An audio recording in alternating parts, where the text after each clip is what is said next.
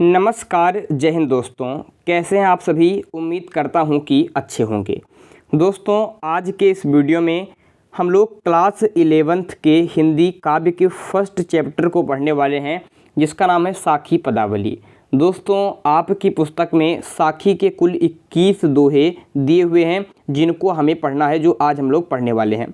यहाँ पर आपको बताएंगे कि किस तरीके से आपको संदर्भ, प्रसंग, व्याख्या और काव्यगत सौंदर्य लिखने हैं। इसलिए वीडियो को लाइक कीजिए, चैनल को सब्सक्राइब कीजिए और इस वीडियो को अपने फ्रेंडों के साथ शेयर भी अवश्य कीजिएगा। चलिए दोस्तों, फिर पहले दोहे के ऊपर चलते हैं। पहला दोहा है कि बलिहारी गुरु आपणे देव हड़ी के बार, जिनि मानिस तें देवता करत न लागी बार।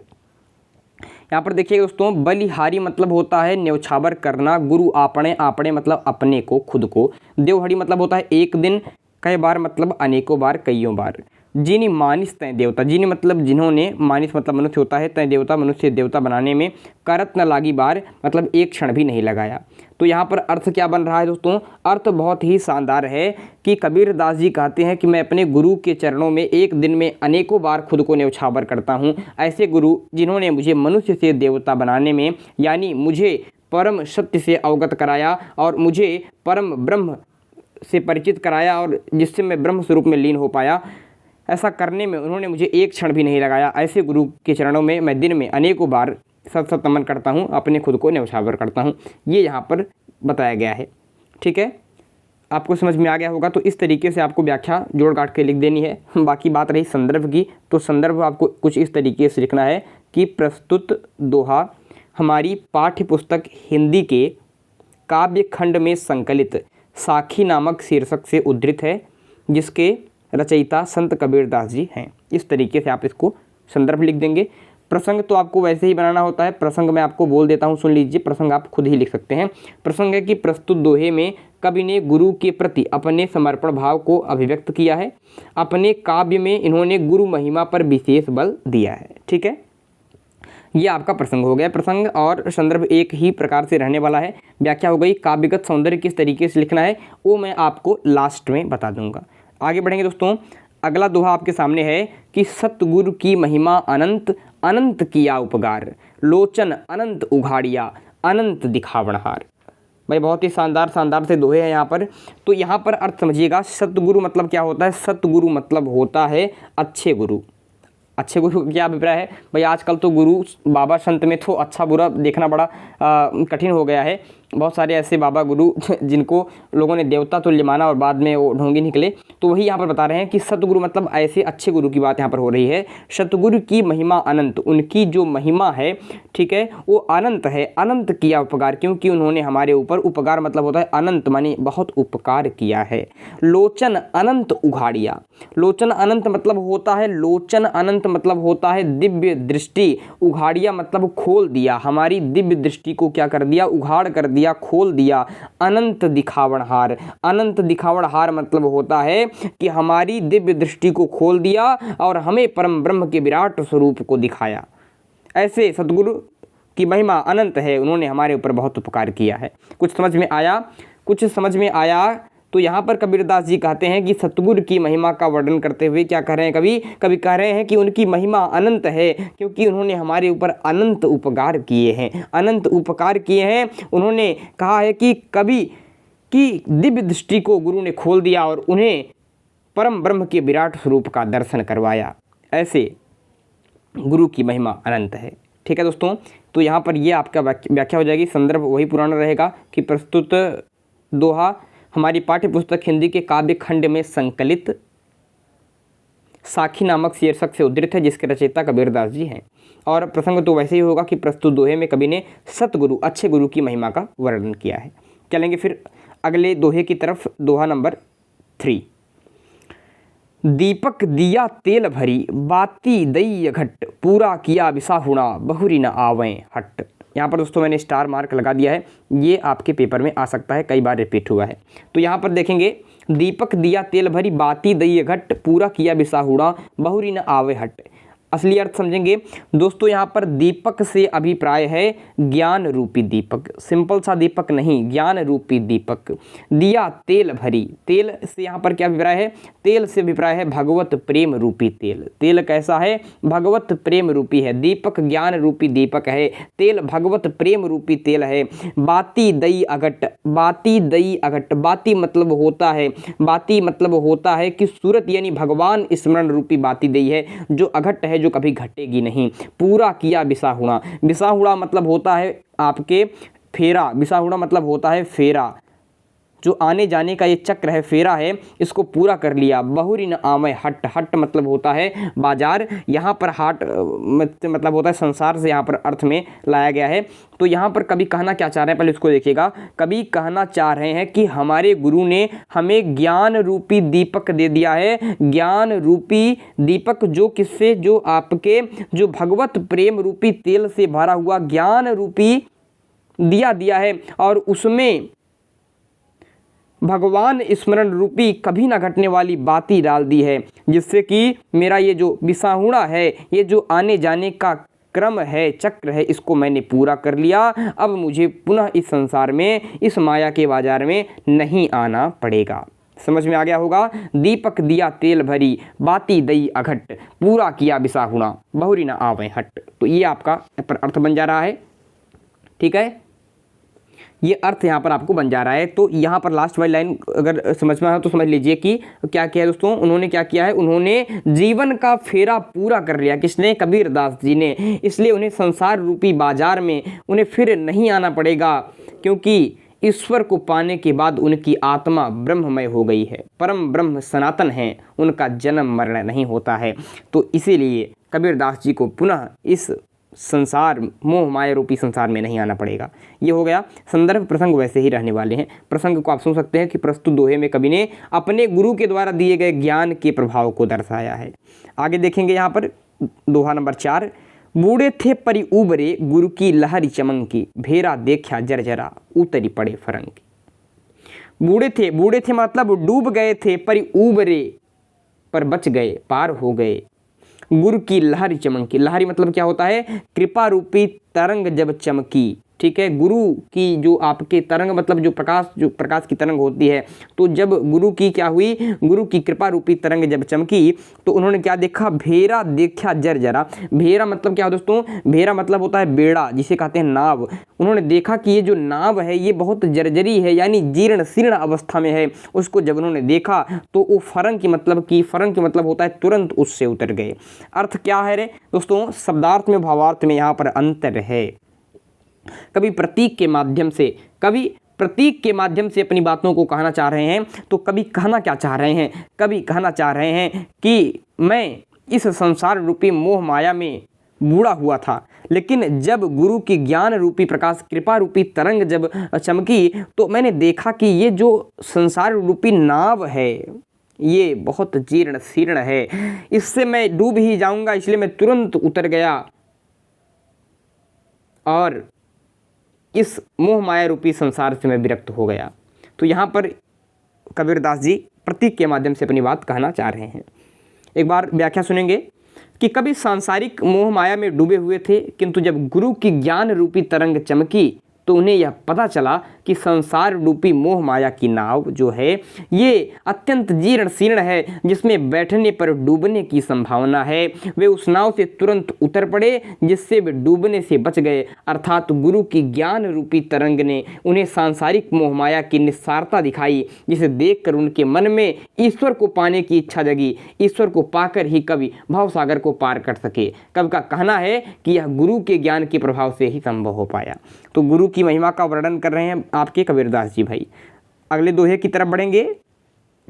चिंता तो हरिनाव की और न चिंता दास, जे कुछ चितवय राम बिन सोई काल की पास।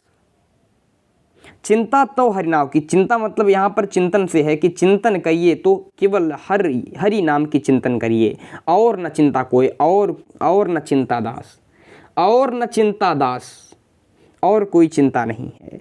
जे कुछ चितवय राम बिन सोई काल की पास। पास मतलब होता है पास, फंदा जो यमराज लेकर आते हैं, काल की पास। और चितवे मतलब होता है चिंतन करना। चिंतन करना अर्थ क्या है? अर्थ बहुत ही सिंपल है। कवि कह रहे हैं कि इस नाशवान संसार में यदि चिंतन करना है तो ईश्वर के नाम का ही करना चाहिए। अगर आप इस नश्वर संसार में अगर चिंतन कर रहे हैं तो हरि नाम की, भगवान के नाम का ही चिंतन करना चाहिए। ईश्वर के भक्त सिर्फ उनका ही चिंतन करते हैं, वे अन्य किसी सांसारिक वस्तुओं का चिंता नहीं करते हैं और कोई चिंता नहीं करते हैं सांसारिक वस्तुओं की, क्योंकि वो जानते हैं कि ये नश्वर हैं। वे इस बात को अच्छी तरह जानते हैं कि ईश्वर का चिंतन करने के अतिरिक्त अन्य सभी सांसारिक वस्तुओं का चिंतन करना मृत्यु के समान बंधन में डालने वाला है।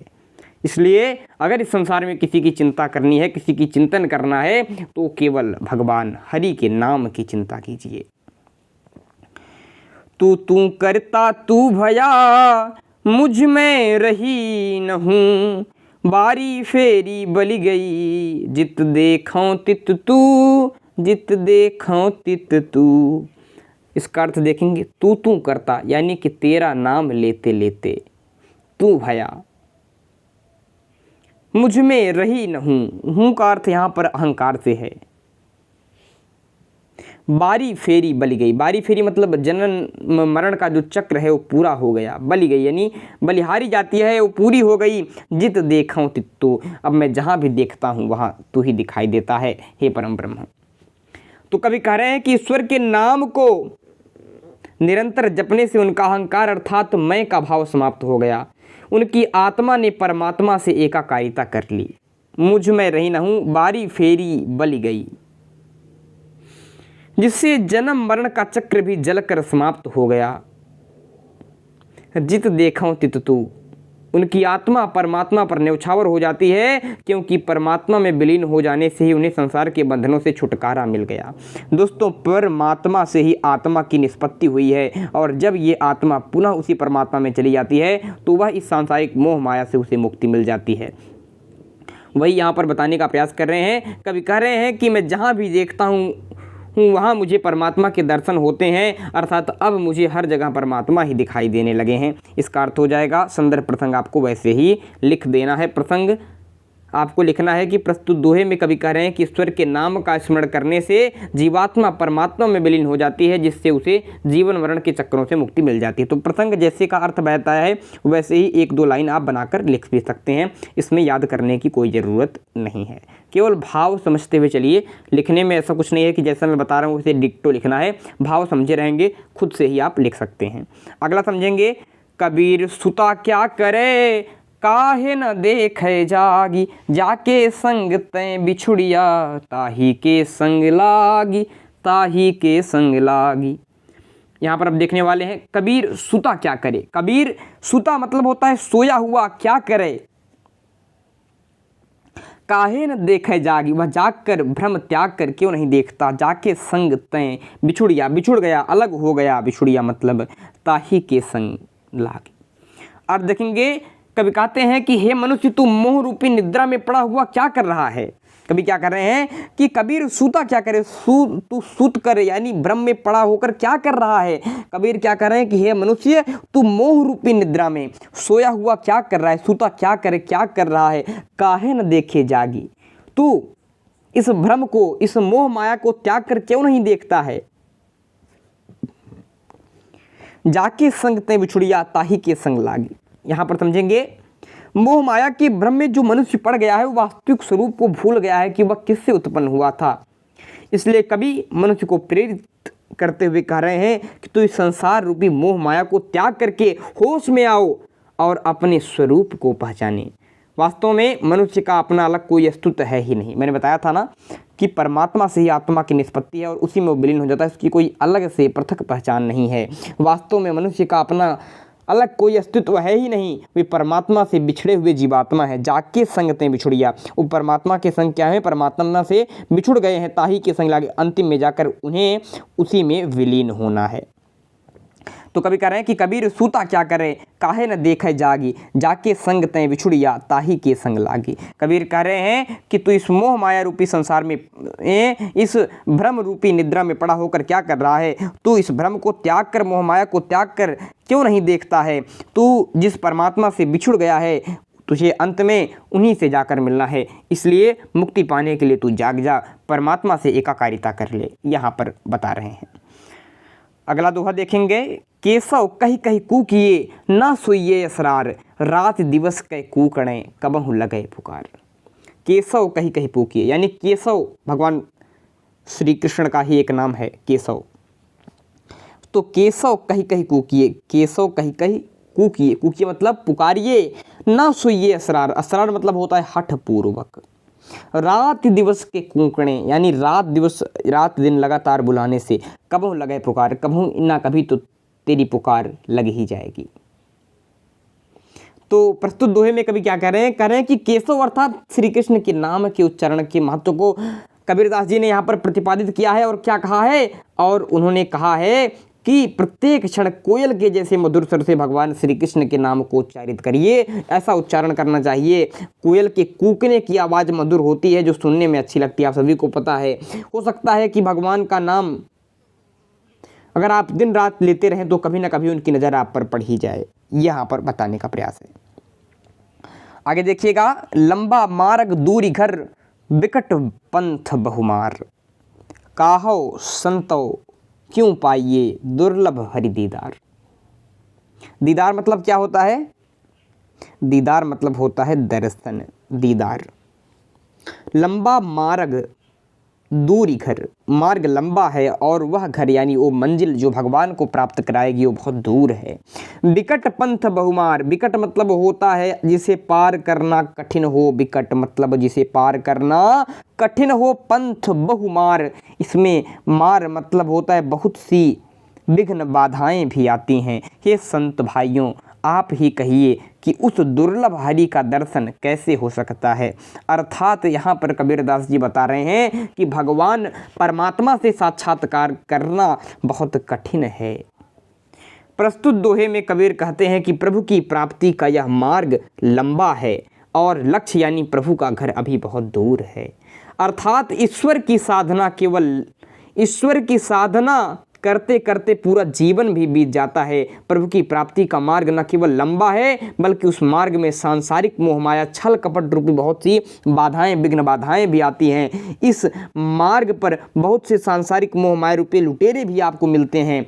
लुटेरे भी मिलते हैं, क्या अभिप्राय है कि आप इसी में भटक जाते हैं मोहमाया में। ऐसी स्थिति में हे संतों बताइए, इन सब समस्याओं के रहते हुए भला प्रभु के दुर्लभ दर्शन कैसे प्राप्त हों। अभिप्राय यह है कि प्रभु तक पहुंचने का मार्ग अत्यंत कठिनाइयों से भरा हुआ है, अतः वहां तक पहुंचना सरल नहीं है। हे संतों, हरि का दर्शन बहुत कठिनाइयों का सामना करने के बाद ही किया जा सकता है।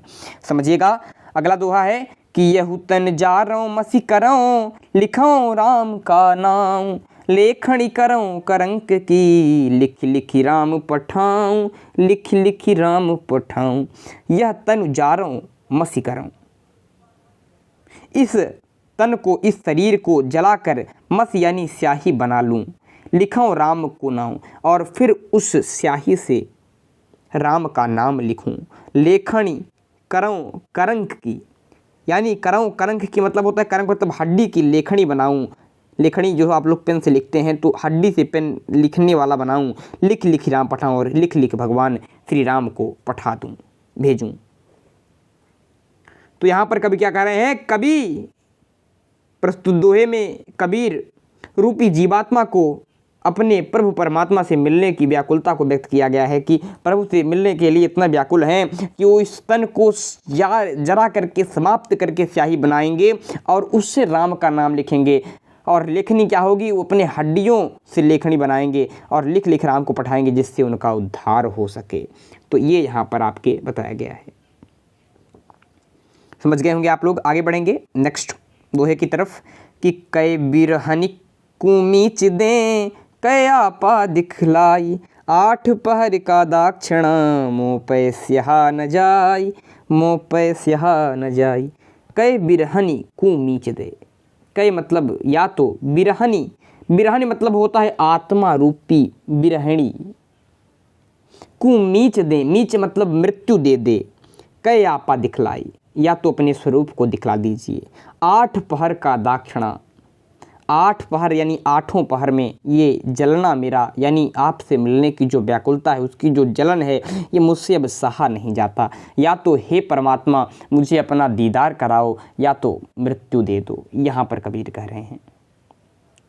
अर्थ देखिएगा, प्रस्तुत साखी में कबीर अपनी विरह की चरमावस्था को व्यक्त करते हुए कहते हैं कि हे प्रभु, या तो अब इस विरहणी जीवात्मा को मृत्यु प्रदान करो या फिर इसे अपना दर्शन देकर कृतार्थ करो।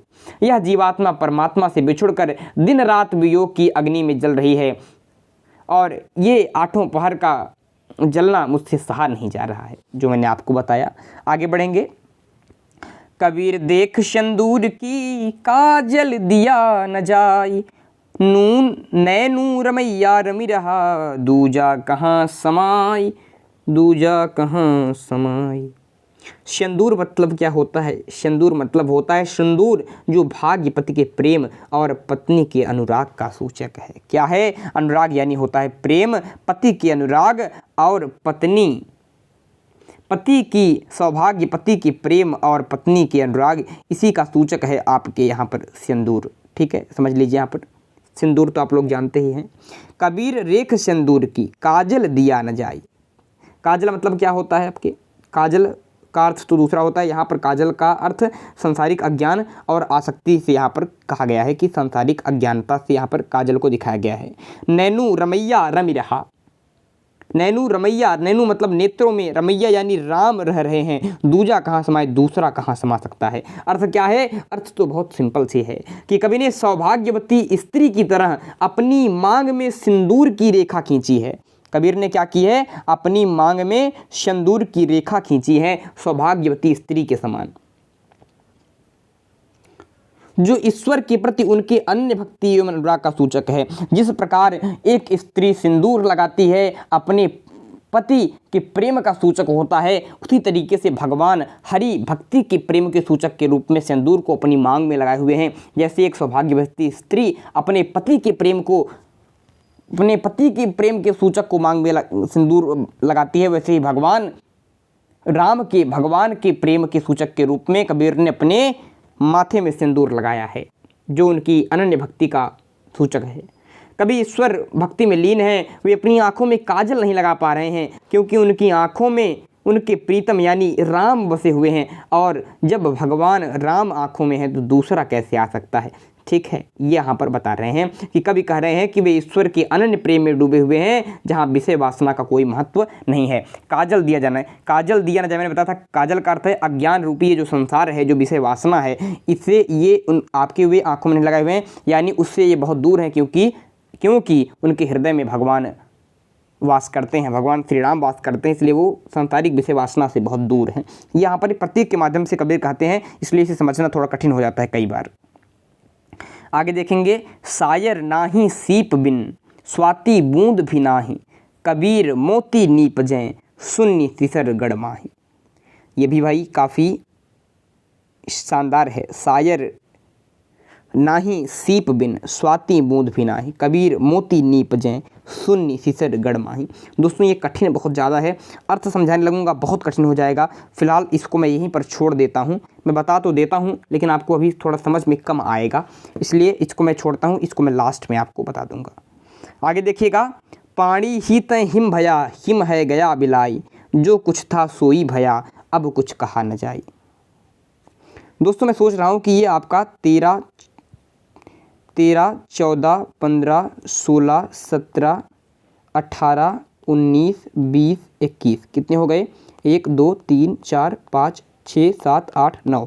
ये जो आपके 9 दोहे बच रहे हैं, इसको मैं नेक्स्ट क्लास में करा दूं तो पार्ट वाइज इसको मैं करा देता हूं, वरना आज के लिए आपका ये बहुत ज़्यादा हो जाएगा और फिर आपको समझ में नहीं आएगा। तो बचे हुए 9 दोहे मैं आपको पार्ट 2 में करा दूंगा। कितने आपके? पार्ट 2 में। इसलिए वीडियो को लाइक कर लीजिए, सब्सक्राइब कर लीजिए, नेक्स्ट पार्ट जल्दी आने वाला है। वीडियो अच्छा लगा तो लाइक कीजिएगा, अगर कोई डाउट हो तो इसी वीडियो के कमेंट बॉक्स में कर दीजिएगा, जिससे कि नेक्स्ट पार्ट में मैं आपके डाउट को भी दूर कर सकूं। धन्यवाद, बाय बाय। वीडियो को पूरा अंत तक देखने के लिए।